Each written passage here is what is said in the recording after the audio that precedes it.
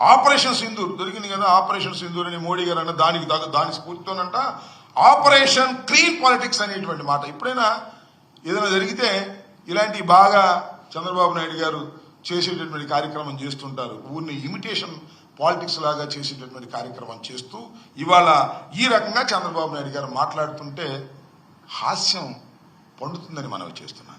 అంతేకాదు రాజకీయాల్లో వైకుంఠపాళి వద్దు అన్నాడు. నాకు తెలియగడుగుతానండి, అసలు వైకుంఠపాళి రాజకీయాల్లో ఎదిగింది ఎవరు? నారా చంద్రబాబు నాయుడు గారు కాదా? చంద్రబాబు నాయుడు గారు మొదట కాంగ్రెస్ పార్టీలో ఉన్నాడు.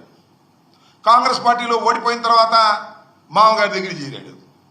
మామగారి దగ్గర చేరి మామగారి దగ్గర పలుకుబడి సంపాదించుకొని మామగారిని వెన్నుపోటు పొడిచి నుచ్చెనెక్కాడు. తర్వాత మామగారికి సంబంధించినటువంటి కుటుంబ సభ్యులందరినీ కూడా దూరంగా పెట్టేసి మళ్ళా నుచ్చెనెక్కాడు. ఇవాళ ఏంటి జరుగుతుంది? ప్రజలకు వెన్నుపోటు పొడిచి నుచ్చెనెక్కినటువంటి వ్యక్తి చంద్రబాబు నాయుడు గారు కాదా అని అడుగుతున్నా. వైకుంఠపాళి ఆడేటటువంటి వ్యక్తి చంద్రబాబు నాయుడు గారు.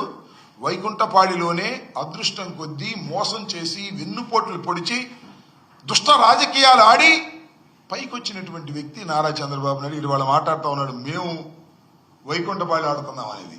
అదంతా స్ట్రైట్ పాలిటిక్స్. జగన్మోహన్ రెడ్డి గారి అంతా స్ట్రైట్ పాలిటిక్స్. ప్రజలతోనే మమేకమైనటువంటి రాజకీయాలు. ఎవరి దయాదాక్షిణ్యాలతోనో రాజకీయాలు చేసినటువంటి వ్యక్తి కాదు జగన్మోహన్ రెడ్డి గారు, చేస్తున్న వ్యక్తి కూడా కాదు. ఎవరి దయాదాక్షిణ్యాలతోనో అధికారంలోకి వచ్చినటువంటి వ్యక్తి కాదు, అధికారంలోకి రావాలనుకుంటున్నటువంటి వ్యక్తి కూడా కాదు. కేవలం ప్రజల మీద ఆధారపడి ప్రజలకు సేవ చేయడం ద్వారా రాజకీయాల్లో ముందుకొచ్చినటువంటి వ్యక్తి జగన్మోహన్ రెడ్డి గారని మనం చేస్తున్నాం.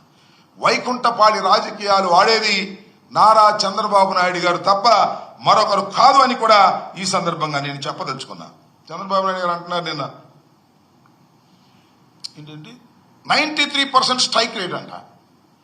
ఎన్ని టీములు కలుపుకున్నాడేవయ్యా 93% స్ట్రైక్ రేట్ గురించి? నీ టీం సంగతి దేవుడు ఎరుగు. బీజేపీ టీము, ఆయన పేరేంటి, జనసేన టీము, ఇన్ని టీములు కలిసి ఆడారు. అందుకని నీకు 93 స్ట్రైక్ రేటా కనపడుతుంది. సింగిల్ గారా బ్యాటింగ్, సింగిల్ గారా నాయన? క్లీన్ బౌల్ డక్అవుట్ కాకపోతే అప్పుడు నన్ను అడుగు. సింగిల్గా ఆడినటువంటి తత్వం ఎప్పుడైనా ఉందా? ఎప్పుడు చంద్రబాబు నాయుడు గారు ఎన్టీ రామారావు గారిని వెన్నుపోటు పొడిచిన దగ్గర నుంచి ఎవరొకరిని మీద ఆధారపడి రాజకీయాలు చేయటమే తప్ప సింగిల్గా వచ్చినప్పుడల్లా నువ్వు చితకబాదిన సందర్భాలే తప్ప ఎక్కడైనా ఎప్పుడైనా సింగిల్గా లేకోకుండా గెలిచినటువంటి సందర్భం ఉన్నదా? ఒక్కసారి చంద్రబాబు నాయుడు గారు ఆలోచించుకోవాలని ఈ సందర్భంగా నేను మనవి చేస్తున్నా. అంతేకాదు పాపం చంద్రబాబు నాయుడు గారికి ఈ డప్పాలు కొట్టేవాళ్ళు కొంతమంది ఉన్నారు కదా, ఈ హాస్యనటుల్లాగాను కేతిగాళ్ళలాగాను డప్పాలు కొట్టారు. అవి చాలేదంట. ఇంక నిజంగా పొగిడేవాళ్ళు ఎవరు లేక ఆర్టిఫిషియల్ ఇంటెలిజెన్సీతో చనిపోయిన స్వర్గీయుడైనటువంటి ఈ పార్టీని అంటే తెలుగుదేశం పార్టీని స్థాపించినటువంటి ఎన్టీ రామారావు గారి చేత ఆర్టిఫిషియల్ ఇంటెలిజెన్సీతో మాట్లాడించేటటువంటి ఒక కార్యక్రమం చేశారు. అది మీరు అందరూ చూసే ఉంటారు. ఎన్టీ రామారావు గారు చెప్తున్నాడు, చంద్రబాబు చాలా గొప్పవాడు, హైదరాబాద్ నిర్మించినటువంటి వ్యక్తి అని డప్పా కొట్టే కార్యక్రమం. అంతేకాదంట P4తో పేదరికాన్ని రూపుమాపడానికి ఉద్భవించినటువంటి వ్యక్తి మా అల్లుడు చంద్రబాబు నాయుడు అని చెప్తున్నాడు. ఆర్టిఫిషియల్ ఇంటెలిజెన్సీతో చెప్తున్నాడు. అసలు ఆయన ఏమన్నాడయ్యా? నారా చంద్రబాబు నాయుడు గారు మా గుర్తు మీ గుర్తు, కాకపోతే కొత్తగా వచ్చిన చిన్న కుర్రోళ్ళ గుర్తు లేదు. ఎన్టీ రామారావు గారిని నువ్వు వెన్నుపోటు పొడిచిన తర్వాత ఆయన అధికారం కోల్పోయిన తర్వాత కొంతకాలం బ్రతికే ఉన్నాడు. అప్పుడు ఏం మాట్లాడాడో ఇప్పుడు సోషల్ మీడియాలో వైరల్ అవుతుంది. నువ్వు ఎప్పుడైతే ఆర్టిఫిషియల్ ఇంటెలిజెన్సీతో ఎన్టీ రామారావు గారి చేత మాట్లాడించినట్టుగా నాటకం ఆడావో, మోసం చేయడానికి ప్రయత్నం చేశావో, మరి సోషల్ మీడియా పవర్ఫుల్గా ఉంది కదా, అప్పుడు ఎన్టీ రామారావు గారు మాట్లాడిన మాటలన్నీ కూడా ఇప్పుడు వైరల్ చేస్తున్నారు. జమాతా దశమగ్రహ అనే దానిలో అప్పుడు ఏం మాట్లాడాడో మీరు ఇప్పుడు లేదు, అవైలబుల్గా నా దగ్గర తయారు కాలేదు.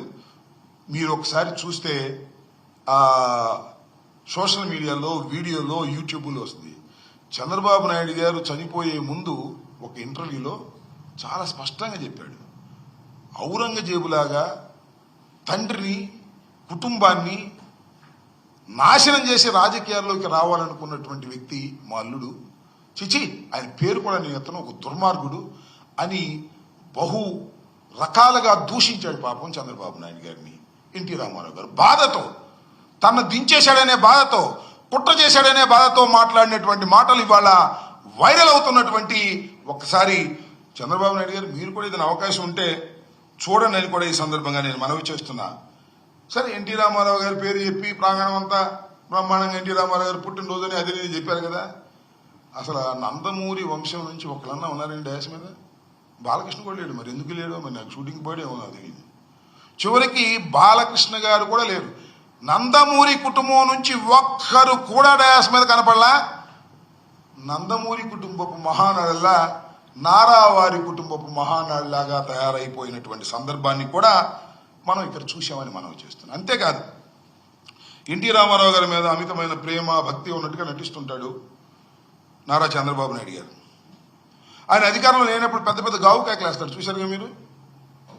ఎన్టీ రామారావు గారి భారతరత్న ఇవ్వాలి అని. అయ్యా చంద్రబాబు నాయుడు గారు, మీరు కేంద్ర ప్రభుత్వంలో భాగంలో ఉన్నారు, మోడీ గారు మీ అవసరంతో ఉన్నాడు, మరి భారతరత్న గురించి మాట్లాడేంటండి?